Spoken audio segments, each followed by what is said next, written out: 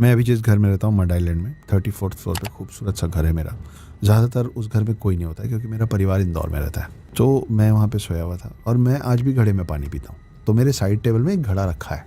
2-3 बजे रात को मेरी नींद खुली, घड़े में पानी नहीं था, मुझे पानी पीना था। निकला कमरे से, किचन में गया, किचन में 1 गिलास पानी भरा, पी के मेरी आज भी आदत है प्रखर कि मेरे घर से ना शहर बहुत सुंदर दिखता है। तो मैं पानी पीते पीते जा रहा था, मैं देखा अच्छा व्यू दिख रहा है, राइटर हूँ, कभी भी कुछ भी सोच लेता हूँ। तो वहाँ जाके खड़े हो गया, थोड़ी देर 5-1 मिनट खड़ा रहा। उसके बाद फिर I went back to my room. मैं अपने कमरे का दरवाज़ा खोला और मैं वहाँ सोया हुआ था। क्या बात कर रहे हो? हाँ प्रखर, मैं वहाँ सोया हुआ था और तब मैं उठा असल में। और जब मैं उठा ना तो मैं सीधे दरवाजे की तरफ देखा। अगर मैं जो खड़े होकर देख रहा हूँ सोए हुए को, मैं वो सोया हुआ बंदा हूँ, या अब जो मैं उठ के दरवाजे पे देख रहा हूँ कि मैं वहाँ खड़ा था, मैं वो हूँ। मेरे को गूज़बम्प्स।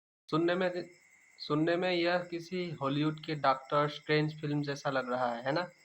अक्षत गुप्ता ने पॉडकास्ट पर दावा किया कि उन्होंने अपने आत्मा को शरीर से बाहर निकलते और खुद को ही बिस्तर पर सोते हुए देखा।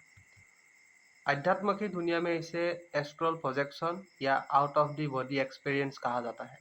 इंटरनेट पर लाखों लोग इस चमत्कारी दावे को सच मानकर बैठे हैं, लेकिन दोस्तों आज हम बाबाओं की कहानियों से हटकर सीधे न्यूरोसाइंस यानी विज्ञान की प्रयोगशाला में चलेंगे और वहां देखेंगे कि जिसे लोग आत्मा का निकलना समझ रहे हैं वह असल में दिमाग की एक गंभीर गड़बड़ी है। चलिए पहले एक बेसिक लॉजिकल क्वेश्चन से शुरू करते हैं। अक्षत जी कह रहे हैं कि वो बिस्तर पर सो रहे थे, यानी उनकी भौतिक आंखें बंद थी।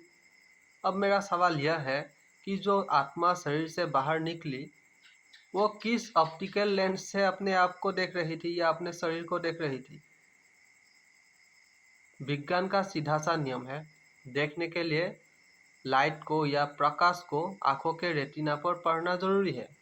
बिना भौतिक आंखों के या ऑप्टिक नर्व के किसी भी चीज को देखना असंभव है। तो फिर अक्षत जी को यह विजुअल कहाँ से दिख रहा था? इसका जवाब आत्मा के पास नहीं बल्कि हमारे दिमाग के पास ही है।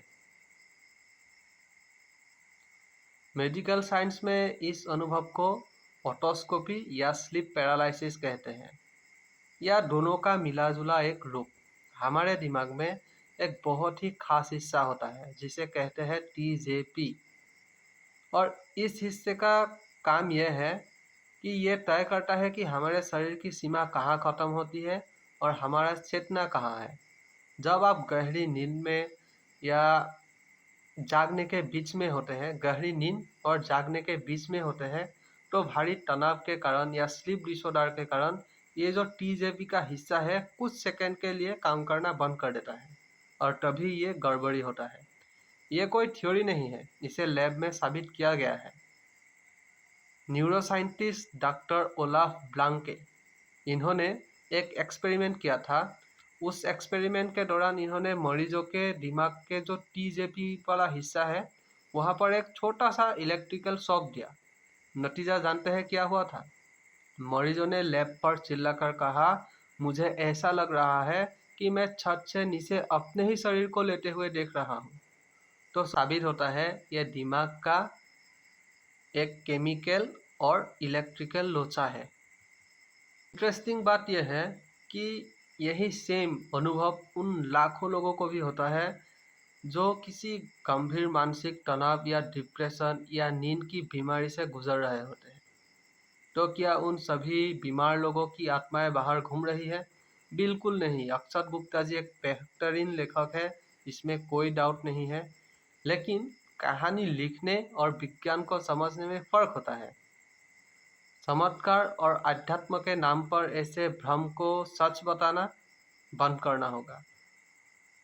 दोस्तों, जब तक हम अपने दिमाग के इन भ्रमों को विज्ञान के चश्मे से नहीं देखेंगे तब तक हम भ्रमित होते रहेंगे। और आज का वीडियो इतना ही। अगर आपको वीडियो इन्फॉर्मेटिव लगा तो चैनल को सब्सक्राइब कीजिए और ये ज़रूर बताइए कि अक्षत गुप्ता के पास क्या एक सुपर पावर है या एक न्यूरोलॉजिकल बहम था।